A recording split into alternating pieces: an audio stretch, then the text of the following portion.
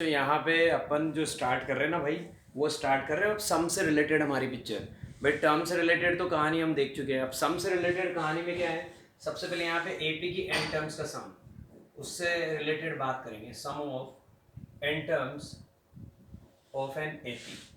अगर हमारी एपी के अंदर नंबर ऑफ टर्म्स कितनी है, एन टर्म्स है। जैसे मैं आपसे बोलते हैं कि मुझे पता नहीं यार कि टर्म्स कितनी है, 2 है, 3 है, 4 है, 5 है। हालांकि 2 तो लेने पे एपी बनती नहीं है। हमारी एपी के अंदर नंबर ऑफ टर्म्स है 10 है, 20 है, 50 है, 60 है, 70 है। अगर आइडिया नहीं है तो मैंने बोला हमारी एपी के अंदर जो नंबर ऑफ टर्म्स है वो कितनी है, एन है। तो एन टर्म्स के सम को हम रिप्रेजेंट करते हैं बच्चों, S N is equal to N by two, two A plus N minus one into D. ये एन टर्म्स के सम का फॉर्मूला होता है बच्चों। और ये कंडीशन क्या है, जब हमारी फर्स्ट टर्म ए है, ये तब होता है जब हमारी एपी की फर्स्ट टर्म ए है और कॉमन डिफरेंस क्या है बच्चों, डी है। अगर एपी की फर्स्ट टर्म ए है, कॉमन डिफरेंस डी है, तो ऐसी कंडीशन में उस एपी के अंदर अगर एन टर्म्स है, जैसे 20 टर्म्स है, तो 20 टर्म्स का सम निकालने का जो फॉर्मूला है वो है S N is equal to N by two, two A plus N minus one into D. तो ये फॉर्मूला बड़ा इंपॉर्टेंट है। इसका एक और फॉर्मेट होता है भाई, वो फॉर्मेट पता है कब काम में आता है, वो फॉर्मेट तब काम में आता है जब हमें फर्स्ट टर्म पता हो और डायरेक्टली हमें लास्ट टर्म पता हो, तो फिर वो फॉर्मेट बड़ा मजेदार है। उस कंडीशन में फॉर्मूला चेंज होकर हो जाता है S N is equal to N by two A plus L. L का मतलब होता है बच्चों यहाँ पे लास्ट टर्म, एल का मतलब है लास्ट टर्म। और लास्ट टर्म बोलो या nth टर्म बोलो, बात एक ही है। तो लास्ट टर्म बोलो या nth टर्म बोलो, तो nth टर्म को मैं किससे रिप्रेजेंट करता हूँ, an से। तो l का मतलब क्या होता है बेटा, an। तो an बोलो मतलब nth टर्म और l बोलो मतलब तो भी nth टर्म, मतलब वही हमारी लास्ट टर्म के बारे में बात चल रही है। तो ये हमारा प्रोग्राम है। अगर एपी के अंदर n टर्म्स का हमको क्या निकालना है, सम निकालना है, तो उसका फॉर्मूला है ये वाला। और ये फॉर्मूला कब काम में लेना है, ये तब काम में लेना है मेरे दोस्तों जब अपने को फर्स्ट टर्म दे रखी हो और लास्ट टर्म दे रखी हो। तो फिर अपन ये वाला फॉर्मूला नहीं लगाएंगे, ये वाला फॉर्मूला लगा के क्वेश्चन की कहानी खत्म करेंगे। ठीक है, अब यहाँ पे क्वेश्चन देखिएगा, बहुत अच्छा क्वेश्चन लेके आ रहा हूँ। तो बच्चों क्वेश्चन हमारे लिए स्क्रीन पे एकदम रेडी है। क्वेश्चन है find the sum of 20 terms of the AP. AP की 20 टर्म्स का सम निकालना है। एपी की 20 टर्म्स का सम निकालना है। इसका मतलब अपने को n की वैल्यू कितनी दे दी भाइयों, n की वैल्यू अपने को 20 दे दी। मतलब जितने टर्म्स का सम निकालना है वो मतलब n है। तो 20 टर्म्स का सम निकालना है। और एपी की फर्स्ट टर्म पता है कितनी बेटा, एपी की फर्स्ट टर्म पता है a। कॉमन डिफरेंस कैसे निकालेंगे, इसमें से इसको माइनस करके, कॉमन डिफरेंस आ गया 4 माइनस 1 मतलब 3। तो एक क्वेश्चन तो सबसे बेसिक लेवल का ये होता है सम वाला। तो हम क्या करेंगे, हम पहले एस एन का फॉर्मूला लिखेंगे। हम लिखेंगे भैया S N is equal to N by two, two A plus N minus one into D. भैया ऐसा होता है। एन की जगह क्या पुट करना है बेटा, एन की जगह 20 पुट करना है, क्योंकि 20 टर्म्स का सम निकालना है। तो एन की जगह मैंने 20 रखा, S 20 equal to 20 by two, two A, two into A, two को 1 से मल्टीप्लाई करेंगे 2 ही आएगा बच्चों, plus N minus one. N की वैल्यू कितनी है, एन की वैल्यू 20 है। 20 में से 1 जाएगा बच्चों, कितना बचेगा 19। 19 को मल्टीप्लाई करना है किसे, डी से। डी की वैल्यू भाई 3 है, डी की वैल्यू 3 है, पुट कर दिया। 2 से 20 कट जाएगा दोस्तों, 10 बार काट दिया। 19 को पहले 3 से मल्टीप्लाई करना पड़ेगा, क्योंकि पहले मल्टीप्लाई परफॉर्म होता है फिर प्लस होगा। तो डब्बा बनाएंगे बेटा, यहाँ लिखेंगे 2 प्लस 19 3 जा 57, ये लिख दिया हमने 57। 57 में 2 को प्लस करेंगे 59, और फिर वो 10 से मल्टीप्लाई हो जाएगा एंड द आंसर इज 590। तो सबसे बेसिक और सबसे सिंपल क्वेश्चन ये था जो मैं आपको बता चुका हूँ कि ये क्वेश्चन की आपको हमेशा कहानी समझ में आनी चाहिए, क्योंकि बेसिक लेवल का क्वेश्चन है बेटा। तो पता लग गया कि इस एपी की 20 टर्म्स का जो सम है वो कितना है, 590 है। अब नेक्स्ट क्वेश्चन की तरफ चलते, थोड़ा सा लेवल लिफ्ट करेंगे। तो क्वेश्चन है मेरे भाइयों अपने लिए स्क्रीन पे, how many terms of the AP. एक एपी दे रखी है 9 17 25 dot dot dot dot dot must be taken so that their sum is 636। मतलब इस एपी के अंदर कितनी टर्म्स ली जाए, 5 ले, 8 ले, 10 ले, 15 ले, कि उन टर्म्स को प्लस करने पे हमारा आंसर कितना आना चाहिए, 636 आना चाहिए। तो मुझे नहीं पता भैया कि इस एपी में कितनी टर्म्स लेनी चाहिए। तो जैसे अपन बोलते हैं कि अननोन क्वांटिटी के लिए let the number is X, यहाँ पे क्या बोलेंगे, let there be N terms. तो भैया हमें नहीं पता इस एपी में कितनी टर्म्स लेनी चाहिए। सपोज इस एपी के अंदर एन टर्म्स है, तो ये जो सम दे रखा है मुझे, ये किसका सम दे रखा है, एन टर्म्स का सम दे रखा है। मतलब दोस्तों इसको एस एन से डिनोट करना है, कभी भी ये गलती मत करना, डायरेक्ट लिख देना this is your S n. तो हाउ मेनी टर्म्स, एग्जाम में सबसे पहले लिखेंगे let there be N terms, so this is the sum of n terms. तो S N is equal to 636। जैसे ये लिखा हाँ तो आप ए और डी के बारे में बात कर लो कि ए कितना है, ए की वैल्यू है बच्चों 9 फर्स्ट टर्म है, और डी क्या है 17 में से हम 9 को माइनस करेंगे तो 8 आ जाएगा, कॉमन डिफरेंस 8 आ गया।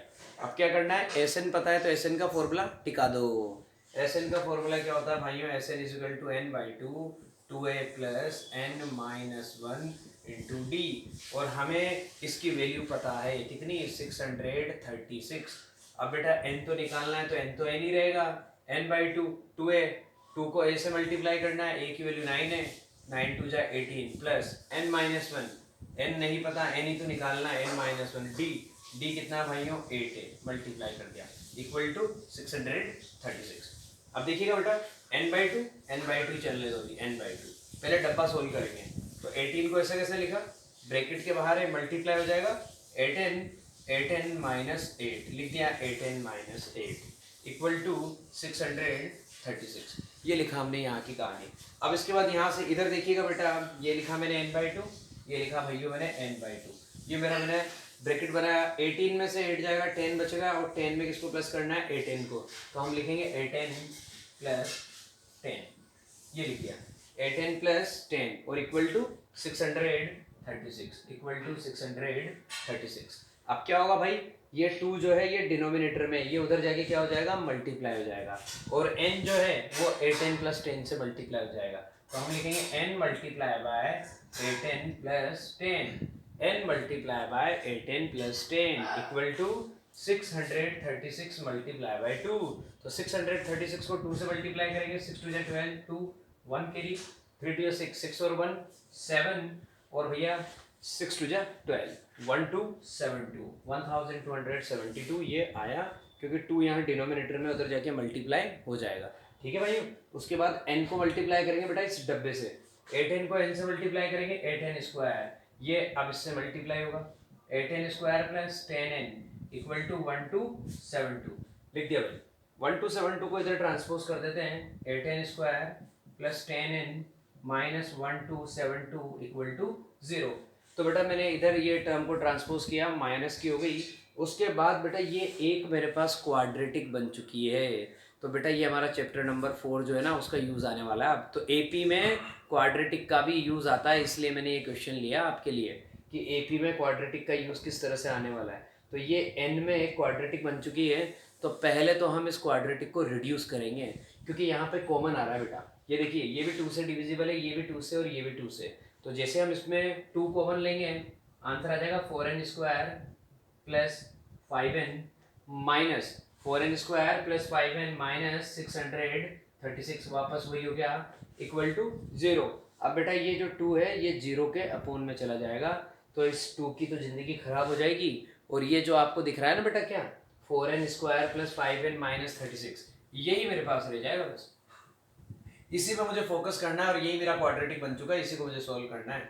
4n square plus 5n minus 636, 4n square plus 5n minus 636 equal to 0।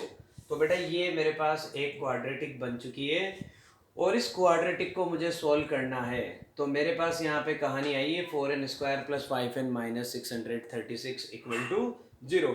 तो बच्चों अगर मुझे इस क्वाड्रेटिक को सॉल्व करना है, तो बेटा मैं बहुत अच्छे से जानता हूँ कि क्वाड्रेटिक को सॉल्व करने के लिए मेरे पास बेटा यहाँ पे 2 मेथड बहुत अच्छे वाले हैं, एक तो स्प्लिटिंग द मिडिल टर्म होता है मेरे भाइयों, और एक मेथड कौन सा होता है हमारा क्वाड्रेटिक फॉर्मूला। तो बेटा अपन एक काम करते हैं, यहाँ पे सबसे पहले आज आपको उसका रिकेप और दे दूंगा, क्वाड्रेटिक फॉर्मूला अप्लाई कर देते हैं हम यहाँ पे, क्योंकि काफ़ी टाइम से क्वाड्रेटिक फॉर्मूला से हमने इसको सॉल्व नहीं किया है, स्प्लिटिंग द मिडिल टर्म कई बार लगाया था हमने, तो क्वाड्रेटिक फॉर्मूला लगा देते हैं। क्वाड्रेटिक फॉर्मूला अगर लगाएंगे तो हम कैसे लिखेंगे, n इक्वल टू, क्योंकि n की वैल्यू निकालनी है, माइनस b, क्योंकि हम जानते हैं क्वाड्रेटिक फॉर्मूला होता है हमारा, अगर किसी बच्चे को याद नहीं आ रहा हो ना तो एक बार याद दिला देता हूँ, x की वैल्यू निकाल देते हैं minus B plus minus root D upon 2a ऐसे करके।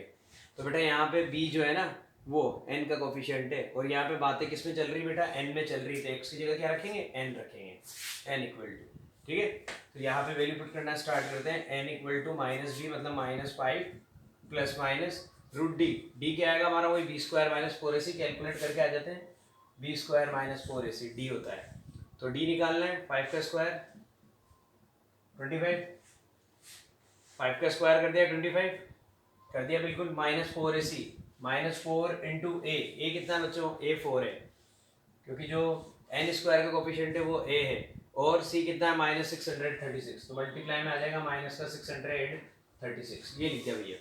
तो क्या करेंगे, 25 और माइनस माइनस मिलके पहले तो प्लस हो जाएगा, और अब मुझे पता लग गया 4 4 से 16, 16 को किससे मल्टीप्लाई करना है, 636 से। तो भैया ये रहा 636, इससे मल्टीप्लाई करना है 16 को, तो मैं जानता हूँ 6 6 जा 36, 3 आएगा बेटा, 6 या 36 और 3 6 या 18, 18 और 3 21, 21 यहाँ पे 2 के लिए 6 6 या 36, 36 और 2 38 लिख दिया, और 636 को सीधा लिख देते हैं 636, 6 और 1 7, 8 और 3 11, 1 कैरी यानी 6 3 9 9 और 1 10, 10176 हमारा आंसर आया 10176। तो -5 प्लस माइनस 10176 ये मिला बेटा हमारे को देखने में, -5 प्लस माइनस 10176। इसका क्या करना है, इसका रूट करना है, तो ये d की value I. Just a minute बेटा, अभी नहीं, अभी तो इसको प्लस करना पड़ेगा, तो इनको मल्टीप्लाई करने पे आया 10176। अब इसमें क्या प्लस होगा, इसमें 25 प्लस होगा, तो 10176 में आपको किसको प्लस करना है, 25 को। ये 25 को प्लस किया, 6 और 5 11, 1 कैरी, 7 और 2 9, 9 और 1 10 का 0, अगेन 1 कैरी, ये आ जाएगा बच्चों 2 10201। जैसे मैंने इसमें ये प्लस किया बच्चों, मुझे मिला 10201। तो बेटा इसका क्या निकालना है, इसका स्क्वायर रूट निकालना है, रूट डी निकालना है। तो बच्चों 10201 का अगर मुझे स्क्वायर रूट निकालना है ना, तो एक तो मेरे पास होता है प्राइम फैक्टराइजेशन मेथड, एक तो वो मेथड होता है, और एक बच्चों लॉन्ग डिवीजन मेथड होता है। तो मुझे ऐसा लगता है कि लॉन्ग डिवीजन मेथड लगा लेते हैं ताकि जल्दी से आंसर आ जाएगा। तो हम वो लगाते हैं 10201 का स्क्वायर रूट निकालना है। पीछे से पेयर बनाना स्टार्ट किया, 1 से करेंगे, ये 1 आ गया मेरे भाइयों, ये 1 ये 1, ये प्लस किया है 0 आ गया। अब सीधा पेयर उतरेगा यहाँ पे 02। तो हम जानते हैं अगर हम यहाँ पे 0 भी लगाते हैं तो हमारा डिवीज़न ब्रेक होगा भाइयों, तो यहाँ पे 0 लगाना पड़ेगा, यहाँ पे भी डिवीज़न ब्रेक होगा, और डायरेक्ट हमारे को क्या करना पड़ेगा, डायरेक्ट हमारे को हमारा नया पेयर लिखना पड़ेगा 201। ये लिख दिया बेटा। अब हम जानते सीधा 1 यूज़ करेंगे तो ही हमारा आंसर आ सकता है, तो 201 लेते ही यहाँ पे कहानी हो गई बेटा 201, और ये रिमाइंडर आ गया भाइयों 0। तो 101 का स्क्वायर होता है 10,201। ये जो 10,201 है मेरे दोस्तों, ये किसका स्क्वायर है, ये 101 का स्क्वायर है। तो -5 प्लस माइनस रूट डी की वैल्यू आ गई 101, और अपॉन में 2a, 2a का मतलब 2 इंटू 4, 2 इंटू 4 मतलब 8। अब वैल्यू बेटा हमारे पास -5 प्लस, एक बार प्लस लेंगे बेटा, तो एक बार प्लस लेंगे तो ऐसा करते हैं, यहाँ पे देख लेते हैं ताकि आपको दिक्कत ना आए। n की वैल्यू आ जाएगी -5 प्लस और कितना 101 डिवाइडेड बाय 8। तो n की वैल्यू कितनी आ गई बेटा 101 में से अपन को 5 को माइनस करना है, तो 101 में से अगर हम 5 को माइनस करेंगे तो कितना बचेगा 96 बचेगा। तो ये आ गया 96 और डिवाइडेड बाय 8 से 96 कट जाएगा बच्चों 12 बार, हमारा आंसर यही आएगा देखिएगा। तो n की वैल्यू क्या आ गई, n की वैल्यू 12 आ गई। एक बार हम क्या करेंगे बेटा, एक बार हम माइनस का लेंगे, तो माइनस का लेने का कोई सेंस है ही नहीं बेटा, क्योंकि अगर अपन माइनस का यहाँ पे ले लेंगे ना तो हमारा आंसर आएगा n की वैल्यू -5 -101 और अपॉन में 8। मैं इसको सॉल्व भी नहीं करूँगा, मैं इतनी बेवकूफ़ी करूँगा ही नहीं, टाइम वेस्ट करूँगा ही नहीं। क्यों? क्योंकि जैसे ही मैं यहाँ पे लूँगा बेटा ये नेगेटिव का नंबर आएगा, और नेगेटिव को 8 से डिवाइड करूँगा तो डिवाइड होता हो कि नहीं होता हो मुझे वो भी मतलब नहीं है। मैं जानता हूँ कि नेगेटिव में कभी भी टर्म्स नहीं होती है, नंबर ऑफ टर्म्स हमेशा क्या आएगी बेटा, एक नेचुरल नंबर आएगा। 5 आ जाए, 6 आ जाए, 10 आ जाए, 25 70 1000 वॉट एवर कुछ भी, लेकिन n की वैल्यू हमेशा क्या आएगा बेटा, आपके पास एक नेचुरल नंबर आएगा। ये बात आपको याद रखनी है। तो यहाँ पे सिर्फ एक ही आंसर एक्सेप्टेबल है, दैट इज n = 12। तो हम बोलेंगे भैया इस AP की 12 टर्म्स का सम कितना आएगा, 636। तो बेटा ये थी इस क्वेश्चन की कहानी। ऐसा ही एक बहुत इंटरेस्टिंग क्वेश्चन लेके आ रहा हूँ, लेकिन उससे पहले मैं उसका कॉन्सेप्ट आपको बताऊंगा। तो बच्चों कॉन्सेप्ट क्या है, कॉन्सेप्ट बड़ा इंटरेस्टिंग है, आप देखिएगा। अगर कभी आपको AP की n टर्म्स का सम SN, अगर कभी आपको AP की n टर्म्स का सम SN इस फॉर्मेट में दे रखा है AN² + BN के फॉर्मेट पे फोकस करिएगा बेटा। अगर कभी आपको SN, जैसे मैंने आपको अभी थोड़ी देर पहले बताया था कि अगर आपको ए एन इस फॉर्मेट में दे रखा हो, ए एन प्लस बी के फॉर्मेट में, अगर आपको कभी nth टर्म इस फॉर्मेट में दे रखी है तो हम क्या बोलते हैं कि ये वाली सीक्वेंस एपी है। इन द सेम मैनर अगर आपको एस एन इस वाले फॉर्मेट में दे रखा है a n square plus b n के फॉर्मेट में, तो फिर ऐसी कंडीशन में भी हम क्या बोलते हैं कि सीक्वेंस एपी है। लेकिन यहाँ पे कहानी ये होती है कि जो कॉमन डिफरेंस होता है वो एन स्क्वायर के कोफिशिएंट के ट्वाइस के बराबर होता है। अगर एस एन ऐसे दे रखा है तो डी की वैल्यू मैं डायरेक्ट निकाल सकता हूँ 2a, मुझे कोई रोक नहीं सकता। ये एक शॉर्ट ट्रिक होती है बेटा जो 11th में आपके पास आएगी, लेकिन मैं अभी आपको सारी कहानी सिखा रहा हूँ कि कभी आपको एस एन अगर इस फॉर्मेट में दे रखा है a n square plus b n के फॉर्मेट में, और हम चाहते हैं कि यार हम उस ए पी की फर्स्ट टर्म निकालें और हम उस ए पी का कॉमन डिफरेंस निकालें, तो दोनों चीज़ें हम फटाफट निकाल सकते हैं।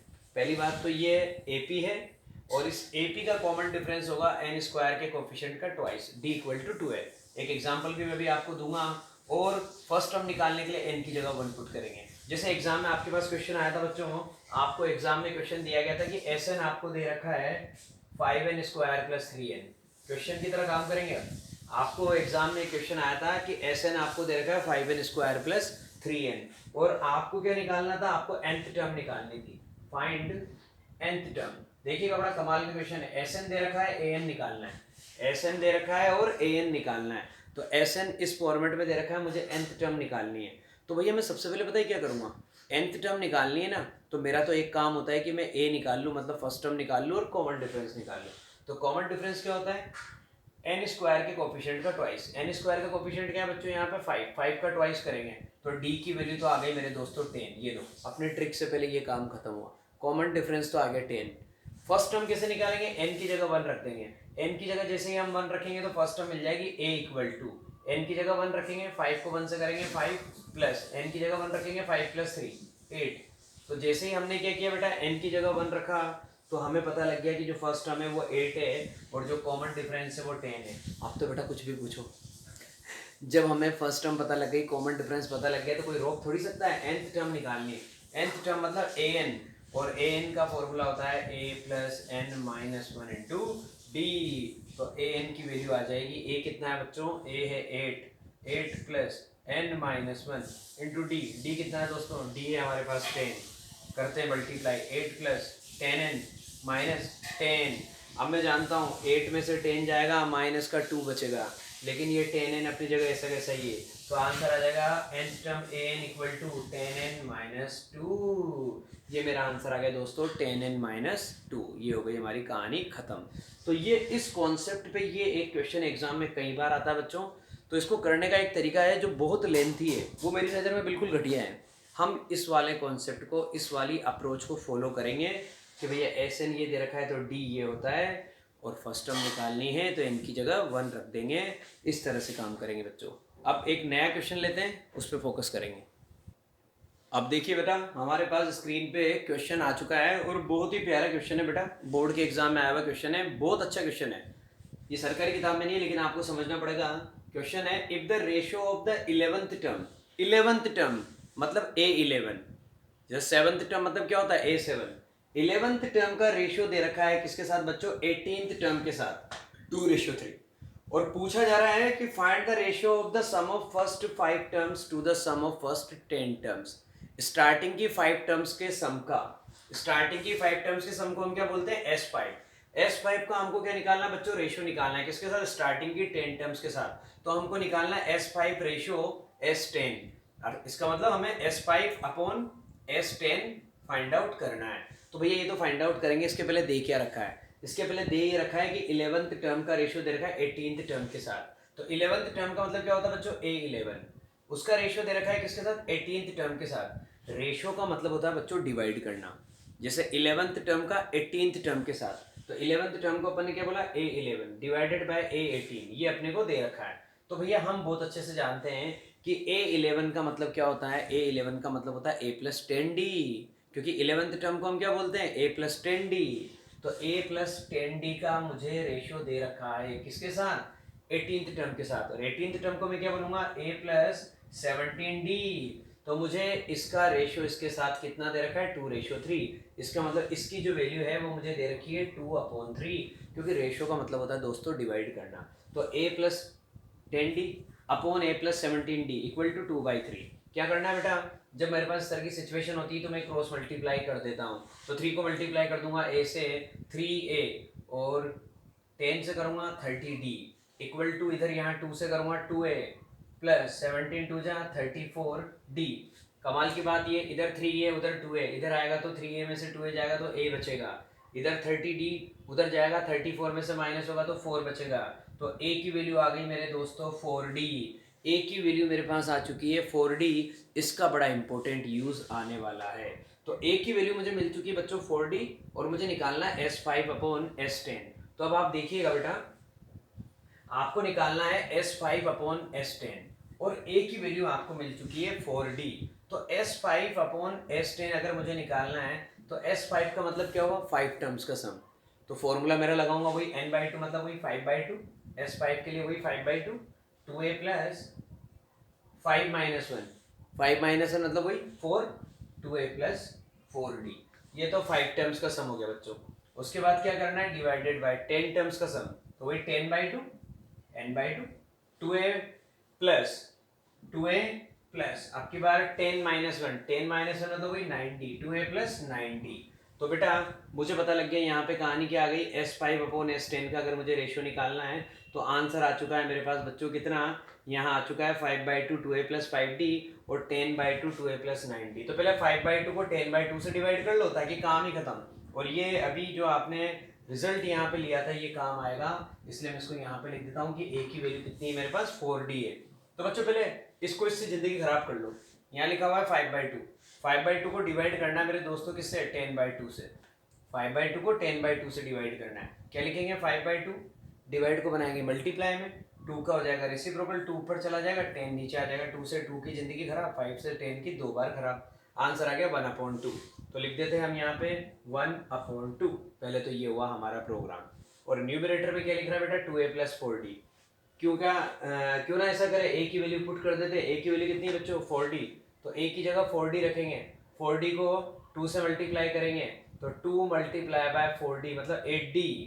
तो न्यूमरेटर में आंसर आ गया हमारे पास 8d प्लस 4d, क्योंकि a की वैल्यू 4d है। 4d पुट करते हैं, 4d को 2 से मल्टीप्लाई करेंगे, 4d को 2 से करते हैं 8d, 8d में किसको प्लस करना है 4d को। और बेटा 2 तो डिनोमिनेटर में है ही सही, तो 2 तो यहाँ आएगा ही सही, और 2a प्लस 9d, तो बेटा वही 2a का मतलब कितना हो गया 8d, 2a का मतलब वही हमारा 8d, 8d में किसको प्लस करना है 9d को, 8d में प्लस करना है 9d को। पता लग गया। ऊपर तो आ गया बच्चों 12d, ऊपर तो आ गया हमारे पास आंसर 12d और डिवाइडेड बाय 2 तो अपनी जगह यहाँ कहीं है बेटा, 2 ये रहा, 8d में अगर मैं 9d को प्लस करूंगा तो 17d, कितना आएगा दोस्तों 17d। अब मुझे पता लग गया कि 2 से 12 कट हो रहा है कितनी बार, 6 बार, और d से d की जिंदगी हो रही है खराब। तो बेटा ऊपर तो न्यूमरेटर में 6 आया और नीचे डिनोमिनेटर में मेरे पास क्या आया भाइयों 17 आया। तो इसका मतलब रेशियो आ गया 6:17। तो इसका मतलब 5 टर्म्स का 10 टर्म्स के साथ जो सम का रेशियो है वो कितना आया मेरे भाइयों, वो आ चुका है 6:17। तो ये इस क्वेश्चन की कहानी थी बेटा, अच्छा क्वेश्चन था। अब एक और क्वेश्चन है जो एग्जाम में कई बार आता है, वो मैं आपके लिए लेके आ रहा हूँ, फिर अपन इस वन शॉट की कहानी आज खत्म करते हैं, ठीक है दोस्तों। तो बच्चों स्क्रीन पे क्वेश्चन तैयार है। Find the sum of all 3 digit natural number which are divisible by 7। 3 digit के नेचुरल नंबर कितने हैं जो 7 से डिविजिबल हो। तो मैंने आपको एक बार पहले भी इसकी शॉर्ट ट्रिक बताई थी कि 3 डिजिट बोला है तो सबसे स्मॉलेस्ट नंबर पे ध्यान दो। सबसे स्मॉलेस्ट नंबर कितना होता है 3 डिजिट का 100, और सबसे ग्रेटेस्ट कितना होता है 999। इनके बीच में बात करनी है बेटा। तो मुझे पता है ये नंबर 7 से डिविजिबल नहीं है, तो सबसे पहला नंबर जो 7 से डिविजिबल है वो मुझे पता है, वो होता है 105, क्योंकि 15 7 जा 105 होता है। तो सबसे पहला नंबर ये है। फिर 7 प्लस किया तो 112 आया, फिर उसके बाद 7 प्लस किया 119 आया, फिर हमने लगाया dot dot dot dot dot. अब अपने पास कमाल की बात ये रहती है बच्चों कि अपने को लास्ट नंबर जो है ना वो मैक्सिमम हाईएस्ट 3 डिजिट नंबर पता है 999। तो ये तो 7 से डिविजिबल है नहीं, अगर ये होता तो हम यही लिख देते। अब ये नहीं है ना, तो हम क्या करते हैं बेटा, हम इस नंबर को 7 से डिवाइड करते हैं, और 7 से डिवाइड करने पे जो रिमाइंडर बचेगा ना उसे हटा देंगे, वही हमारा लास्ट वाला मैक्सिमम नंबर है। 999 को हमने 7 से डिवाइड किया, हमें पता लग गया 7 बन जा 7, 2 बचा, फिर 29 आ गया बच्चों, फिर 7 4 जा 28, फिर 1 बचा, ये 19 हो गया मेरे भाइयों, फिर 7 2 जा 14, फिर कितना बचा भाइयों 5 बचा। तो इस 5 को हम 999 में से माइनस कर देंगे क्योंकि रिमाइंडर आ रहा है, रिमाइंडर नहीं आना चाहिए। तो 999 में से 5 को माइनस करेंगे बेटा, जैसे इसको इसमें से माइनस करेंगे लास्ट वाला नंबर मिल जाएगा 994। ये मिलना बहुत जरूरी था क्योंकि यही हमारे काम की चीज है। अब लास्ट में जो ये मिला बेटा, ये हमारी क्या हो गई, ये इस एपी की nth टर्म हो गई। तो हमें इस एपी की nth टर्म पता लग गई an, कितनी 994। तो an अगर मुझे पता लग गया तो मैं an का फॉर्मूला लिखूँ ना यार, a plus n minus 1 into d equal to 994। a की वैल्यू 105 प्लस n माइनस 1, क्योंकि नंबर ऑफ टर्म से तो निकालनी है, n minus 1 into D. D कितना है बच्चों, डी 7 से डिविजिबल है, 7 लिखा इक्वल टू 994। अब उसके बाद मुझे पता लग गया यहाँ पे 105 है बच्चों, 105 को उधर पहले मैं किस में भेज दूंगा, माइनस में। तो 994 में से 105 को माइनस करना है, ये 105, 14 में से 5 जाएगा बच्चों, 9 बचेगा, 8 में से 0 जाएगा, 8 बचेगा, और 9 में से बन जाएगा 8 बचेगा, 889, जैसे मैंने उधर माइनस में किया। तो 7 से मल्टीप्लाई होगा n माइनस 1, 7 से मल्टीप्लाई हुआ n माइनस 1, थोड़ा यहाँ लिख देता हूँ भाई, यहाँ पे स्पेस कम रह जाता है अपने पास। तो ये अपन ने 7 से मल्टीप्लाई किया किसको, n माइनस 1 को, और इक्वल टू में कितना आया, माइनस करने पे, इक्वल टू में माइनस करने पे आया बच्चों 889। अब क्या करना है, 7 यहाँ मल्टीप्लाई में डिवाइड में चला जाएगा, तो भेज देते भैया, n माइनस 1 की वैल्यू आ जाएगी 889 डिवाइडेड बाय 7। जैसे 7 से डिवाइड करेंगे बच्चों, तो बच्चों जैसे हम 7 से डिवाइड करेंगे, 7 से डिवाइड करते हैं हमारा आंसर आ जाएगा 127, क्योंकि 7 बन जा 7 है बेटा, 1 बचेगा, 18, 7 2 जा 14, फिर 4 बचा, फिर 49, तो 127। n माइनस 1 की वैल्यू आई 127, माइनस का 1 उधर जाएगा बच्चों, प्लस का हो जाएगा, n की वैल्यू आ गई 128। n की वैल्यू आते हैं बेटा मेरा काम खत्म हो गया। अब मुझे मजा आने वाला है, मुझे इस एपी के अंदर, भाई ये एक एपी बन चुकी है, इस एपी के अंदर मुझे टोटल नंबर ऑफ टर्म्स पता लग गई है बेटा, और मुझे यहाँ पे फर्स्ट टर्म पता है और लास्ट टर्म पता है। तो मैं वो सेकंड वाला फॉर्मूला अप्लाई करूंगा, मेरा वो मस्त वाला फॉर्मूला जिसमें मैंने आपको सिखाया था, Sn is equal to n/2 first term plus last term, ये वाला, ताकि आपको मजा आ जाए। n कितना है बेटा, 128 है, तो हम क्या लिखेंगे 128/2, डब्बे में a प्लस l, a मतलब कितना है बेटा 105, और l कितना है लास्ट वाली टर्म 994। 2 से 128 कट जाएगा बच्चों कितनी बार, 56 बार, 2 से कट गया ये 56 बार। तो आप देखिएगा 2 से ये 56 बार कट गया, यहाँ लिख दिया हमने 56, और डब्बे में इन दोनों को प्लस कर दीजिए, 994 में 105 को प्लस कर दीजिए, 994, 105 को प्लस करिए। तो बच्चों ये मैंने प्लस कर दिया, 994 में 105 को प्लस किया, 1099 आया, ये आ गया बच्चों 1099। अब क्या करना है बेटा, इसको इससे मल्टीप्लाई करना है, और वही हमारा आंसर है और कहानी खत्म। जैसे मल्टीप्लाई करूंगा आंसर आएगा बच्चों 70336, आप मल्टीप्लाई करके देख लीजिएगा, आपका आंसर यही आएगा। तो बेटा ये कहानी खत्म हुई यहाँ पे हमारी, और हमें पता लग गया कि n टर्म्स का सम ये है। तो बच्चों अब हम मिलते हैं हमारे नए वीडियो में, तब तक के लिए बाय बाय मेरे भाइयों, हैव अ नाइस डे। मिलते हैं बच्चों नेक्स्ट